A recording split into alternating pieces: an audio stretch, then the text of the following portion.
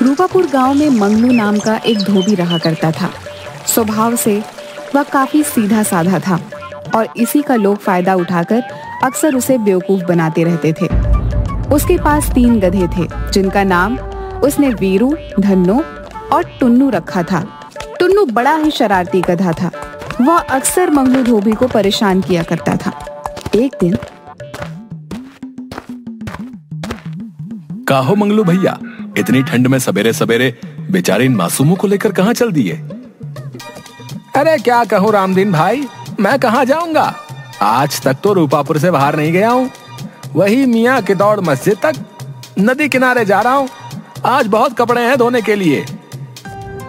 वो तो सब ठीक है मंगलू भाई, लेकिन ये बताओ, अपने तो 4-4 कपड़े और स्वेटर पहने हुए हो, लेकिन इन बेचारे गधों का क्या दोष है? इन्हें तुम इतना सवेरे ठंड में नदी किनारे क्यों ले जा रहे हो भाई? ये अगर नहीं जाएंगे तो मेरा काम कैसे होगा? उतना कपड़ा मैं कैसे धोकर लाऊंगा? परंतु हाँ, तुमने अच्छा सुझाव दिया है। मैं कल ही शीला से बोलूंगा कि इन सभी के लिए स्वेटर बुन दे, ताकि ये लोग और अच्छे से काम कर सकें। अरे मालिक, ये आपको बेवकूफ बना रहा है। हम गधों को ठंड नहीं लगती, आपको गधा बना रहा है मालिक। अरे टुन्नू, तू भी क्या गधे जैसी बातें कर रहा है? अपने आप को बेवकूफ साबित कर रहा है। बोल कि गधा नहीं, मालिक आपको उल्लू बना रहा है। सही जा रहे हो दोस्त, बिल्कुल सही जा रहे हो। एक गधा दूसरे गधे को गधा बना रहा है। अरे वीरू, तुम भी तो अपने आप को गधा ही साबित करने पर तुले हो। गधे जैसी बात करने की जगह उल्लू जैसी बात कर रहे हो। इस तरह तीनों गधे वीरू, धन्नो और टुन्नू आपस में बात करते हुए नदी किनारे पहुंच जाते हैं। मंगलू उनके पीठ पर से कपड़े उतारकर एक एक कर धोने लगता है। साधु बहुत देर तक देखता है कि मंगलू तन मन से इतनी ठंडी में मेहनत कर रहा है। उसका काम और लगन देख साधु प्रसन्न हो जाता है। इतनी सुबह सुबह जब लोग इस ठंड में घर में कंबलों में दुबके पड़े हैं, तुम यहाँ नदी किनारे पानी में कपड़े धो रहे हो। क्या तुम्हें ठंड नहीं लगती? लगती है ना महाराज, ठंड तो हमें भी लगती है, लेकिन क्या करें, इतने कपड़े हैं कि धोते धोते 12 बज जाएंगे, इसलिए सुबह ही कपड़े धोने निकल लिए। तुम्हारी अपने काम के प्रति मेहनत और लगन देखकर मैं बहुत प्रसन्न हुआ। तुम कोई भी एक वरदान मांगो, तुम्हारी वो इच्छा मैं पूरी करूंगा। महाराज, मुझे लोग कहते हैं कि मैं बेवकूफ हूँ। अगर मैं आपसे वर मांग लिया तो मेरी पत्नी नाराज हो जाएगी, इसलिए मैं पत्नी से पूछकर ही वर मांगूंगा। ठीक है, तुम्हारा ये वरदान मुझ पर उधार रहा। तुम जब चाहो मुझे याद करके मुझसे वरदान मांग सकते हो। इतना कहकर साधु वहां से चला गया। मंगलू धोबी अपने काम में लग गया। सारे कपड़े धोने के बाद मंगलू अपने तीनों गधों के पीठ पर कपड़ा लादकर अपने घर पहुंच जाता है।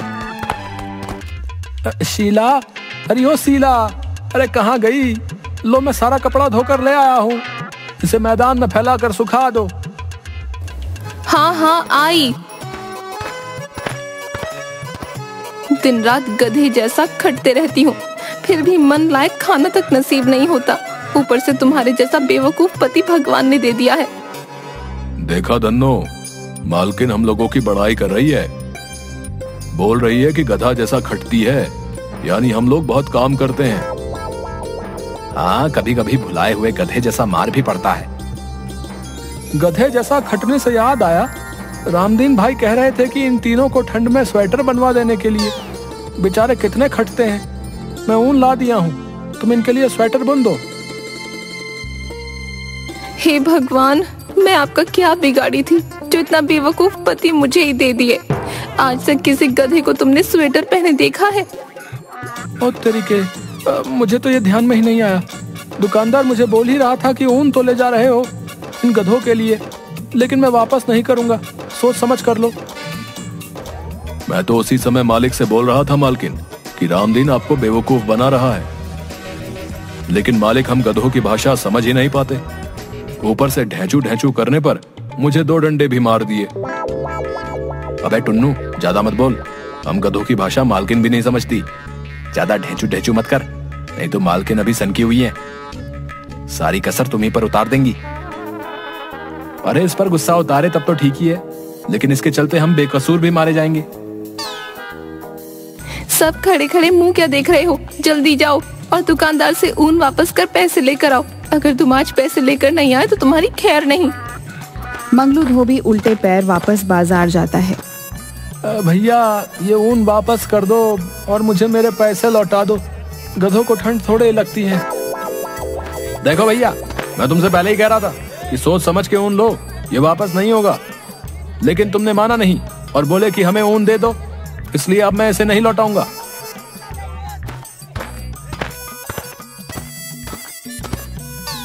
मंगलू धोबी ऊन लेकर वापस घर पहुंचता है। उसके हाथ में ऊन देखकर शीला का गुस्सा 7वें आसमान पर पहुंचता है। वह मंगलू धोबी को खूब खरी खोटी सुनाती है। अरे क्या हुआ शीला, क्यों बेचारे मंगलू को भला बुरा कह रही हो? ये इतना बुद्धू है कि कोई भी इसे बेवकूफ बना देता है। रामदीन भैया के कहने पर गधों के लिए इतना सारा ऊन ले आया और स्वेटर बुनने को बोल रहा है। वैसे 4 गधों के लिए ऊन थोड़ा कम है, पर हमारे पास तो 3 ही गधे हैं। अच्छा, गांव के सभी लोग इसको गधा बनाते हैं और तू अभी भी इसे आदमी ही मान रही है। ठीक है, चलता हूँ। वैसे इस गधे से 3 गधे ज्यादा स्मार्ट हैं।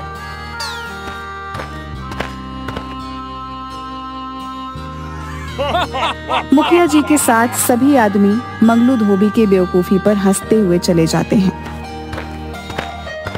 शीला को बहुत बुरा लगता है और उस रात शीला खाना भी नहीं देती मंगलू को। दूसरे दिन सुबह उठते ही मंगलू धोबी फिर से गधों को लेकर नदी के घाट के लिए निकल जाता है।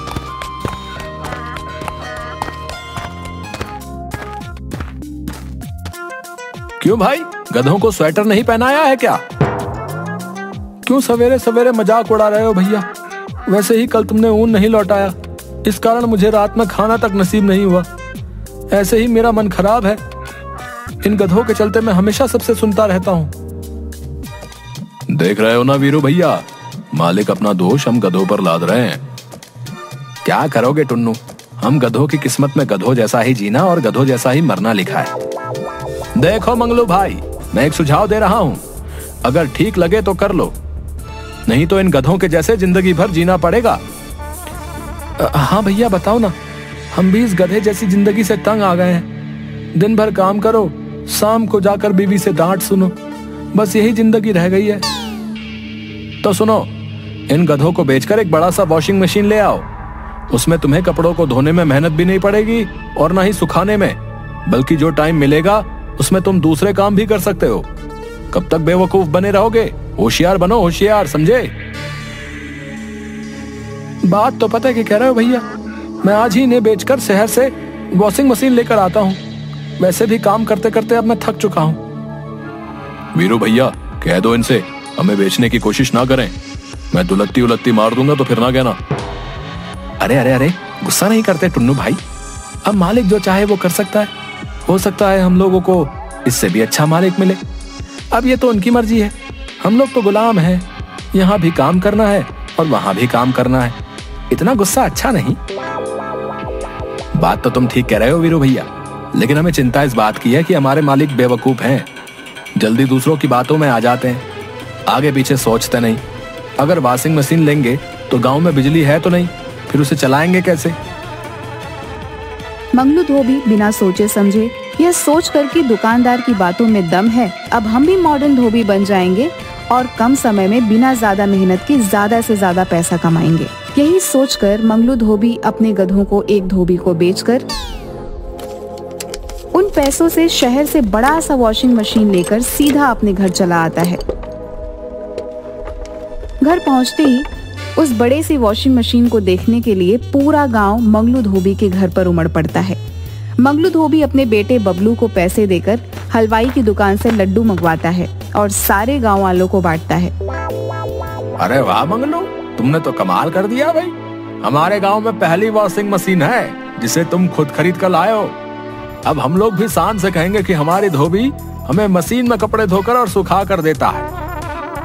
मंगलू धोबी ने हमारे गांव का नाम रोशन कर दिया। अगल बगल 200 गांव में किसी के पास वॉशिंग मशीन नहीं है। ये हमारे गांव की उपलब्धि है, उपलब्धि। अतः हम सब मुखिया जी से आग्रह करते हैं कि मंगलू धोबी को एक शॉल गिफ्ट कर उसे सम्मानित किया जाए। मुखिया जी दुकानदार से एक शॉल मंगवाकर मंगलू धोबी को सम्मानित भी करते हैं। मंगलू धोबी सहित उसके परिवार का सीना चौड़ा हो गया था, क्योंकि आज पूरा गांव उसकी जय जयकार कर रहा था।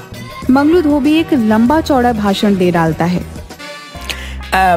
आदरणीय मुखिया जी, गांव के सम्मानित लोग और हमारे गांव के साथियों, जैसा कि आप लोग जानते हैं कि जीवन भर मुझे बेवकूफ धोबी के नाम से नवाजा गया, लेकिन आज वही लोग मुखिया जी सहित हमारी सोच को सलाम करते हुए हमारी जय जयकार कर रहे हैं। अंत में मैं गांववासियों से यही कहना चाहूंगा कि कोशिश करते रहने से हमारे जैसे बुद्धू बेवकूफ आदमी भी अपनी सोच की बदौलत गांव की शान बन सकते हैं।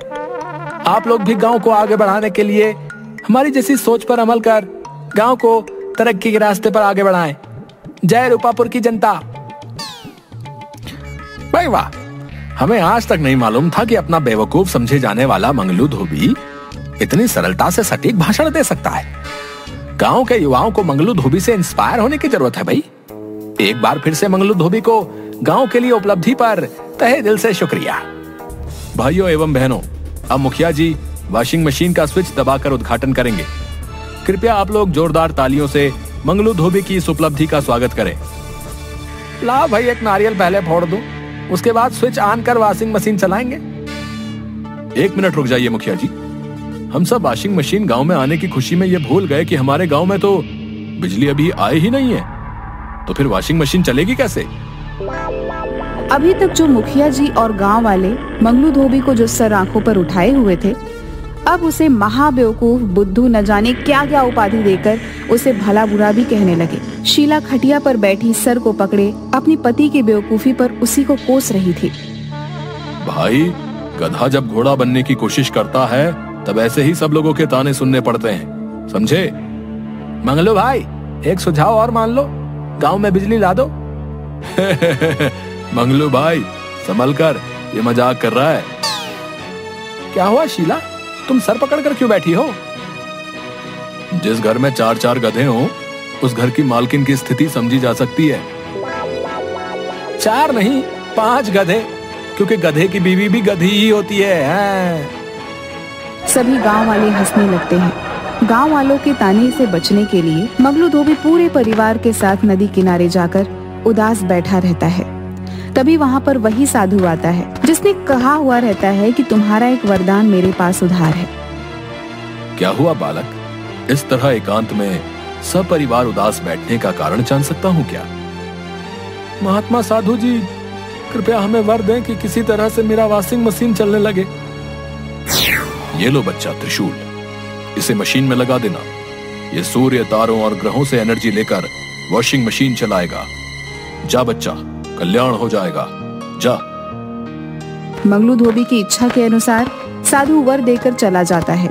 गांव लौटकर मंगलू वॉशिंग मशीन में त्रिशूल फिट कर देता है और स्विच ऑन करता है। वॉशिंग मशीन चलने लगती है। उसकी आवाज सुन गांव के लोग इकट्ठे हो जाते हैं। भाई मंगलू, मुझे माफ कर दो। तुमने वॉशिंग मशीन चलाकर सचमुच साबित कर दिया कि गधे तो हम मजाक उड़ाने वाले रह गए। तुम तो घोड़ा बन हमसे कहीं आगे निकल गए भैया। मंगलू, हम आज सचमुच शर्मिंदा हैं। तुम हम लोगों से कहीं अधिक होशियार हो। आज मंगलू और उसके परिवार ने साबित कर दिया कि ये हमारे गांव के रत्न है, रत्न। मैं तो यूं ही नेता हूँ। गांव के असली नेतृत्व करने वाला नेता तो हमारा मंगलू है। मंगलू धोबी का अब गांव में रौब हो जाता है। वो जहाँ जाता है सेलिब्रिटी की तरह उसका स्वागत होता है। अगल बगल के गांव में उसकी स्पीच सुनने के लिए हजारों की भीड़ लग जाती है। अब गांव के साथ साथ नजदीक गांव के कई रईस परिवार उसके ग्राहक हो जाते हैं और मशीन से धुला कपड़ा पहनने में शान महसूस करने लगते हैं। धीरे धीरे मंगलू धोबी अमीर हो जाता है। दूसरे गांव के शातिर चोर खिरजू और बिरजू एक दिन मंगलू की वॉशिंग मशीन चोरी कर लेते हैं। दूसरे दिन गांव में हाहाकार मच जाता है। गांव की शान वॉशिंग मशीन की चोरी हो गई थी। कुछ महीनों में फिर से मंगलू के परिवार की स्थिति पहले जैसी हो जाती है। खिरजू, हमने मशीन तो चोरी कर ली, पर ये चलेगा कैसे? साला, हम लोग 3 महीने से इसे चलाने की कोशिश कर रहे हैं। त्रिशूल को लगता है घुमाना पड़ेगा। रुको, आज मशीन हम चला कर रहेंगे। जैसे ही त्रिशूल खिरजू घुमाता है, वॉशिंग मशीन का ढक्कन ओपन हो जाता है। और खिरजू एवं बिरजू दोनों को अंदर खींच लेता है और उन्हें गोल गोल घुमाना शुरू कर देता है। अरे बाप रे, अरे कोई बचाओ हमें, अरे अरे उल्टी हो रही है, अरे चक्कर आ रहा है, अरे कोई तो रोको इस मशीन को। अब हम चोरी कभी नहीं करेंगे, बचाओ। खिरजू तू मुझे दुलत्ती क्यों मार रहा है? अरे मैं क्यों मारूंगा, अरे हमें तो उत्तर दक्षिण पूरब पश्चिम सब एक लग रहा भैया। अरे बस करो मशीन देवता, अरे मैं तुम्हें मंगलू धोबी के यहाँ खुद लेकर जाकर रख दूंगा। अबे बिरजू तू भी कुछ बोलेगा या सिर्फ मैं ही माफी मांगता रहूं? हाँ मशीन देवता, हम दोनों मंगलू धोबी से नाक रगड़ कर माफी मांगेंगे। चोरी तो दूर, अपना सामान भी 4 बार सोच कर छुएंगे। तभी एकाएक वॉशिंग मशीन रुक जाती है। खिरजू और बिरजू दोनों इलाज कराने के बाद तुरंत मंगलू के घर वॉशिंग मशीन लेकर पहुंचते हैं और उनसे माफी मांगते हैं।